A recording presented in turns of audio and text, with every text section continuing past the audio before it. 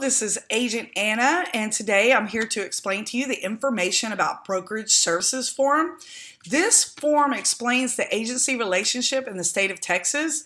It says who represents who in a real estate transaction.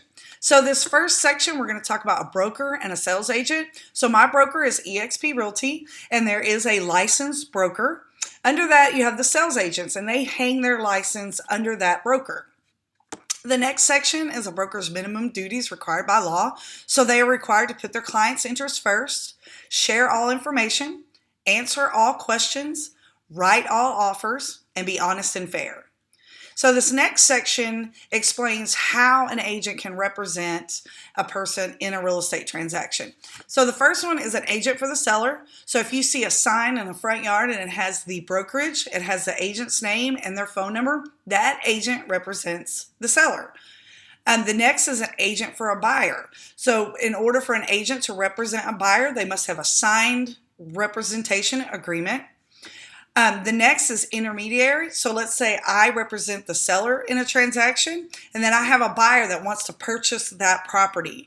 That would be an intermediary. Now, for my brokerage, they don't allow an agent to represent both parties in a transaction. So what they would do is they would assign an agent to represent the interest of the buyer. A sub-agent is a license holder who aids a buyer in a transaction without an agreement to represent the buyer. So it's important to understand that that agent must place the interests of the owners first. See, the seller pays the commission. They agree to split that with the buyer's agents. So it doesn't cost a buyer anything to be represented by an agent in a real estate transaction. So I'm just going to go over this a little bit again so that you understand exactly what we're talking about here. So if you see a sign in front of someone's house that's for sale, who does that agent represent? They represent the seller. If you meet an agent at an open house and they are not the listing agent, who does that agent represent? Well, if you don't have a buyer's rep with them, they represent the seller.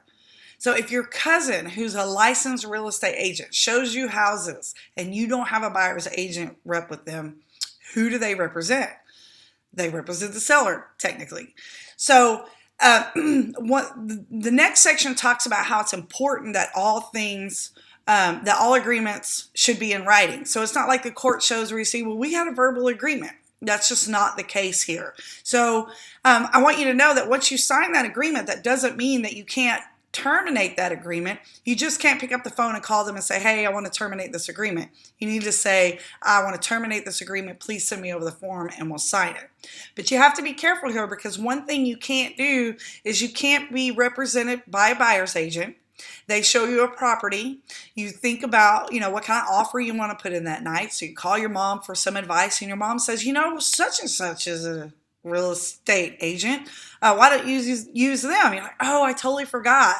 So you can use that agent as your agent from then on. But what you need to do first is contact the previous agent, terminate them, let them know that you have another agent that your family knows and trusts, and that's the agent you want to use. That agent couldn't put an offer in on that property that the first agent showed you. But what they could do is from that moment on, now whatever properties they show you, they can represent you in that transaction. So the next one says that, the license holder's contact information.